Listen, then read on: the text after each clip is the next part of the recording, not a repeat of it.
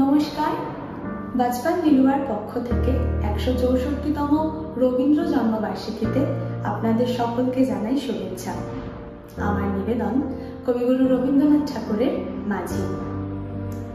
আমার যেতে ইচ্ছে করে নদীটির ওই পারে, যেথায় ধারে ধারে বাঁশের কোঠায় ডিঙি নৌকো বাঁধা সারে সারে।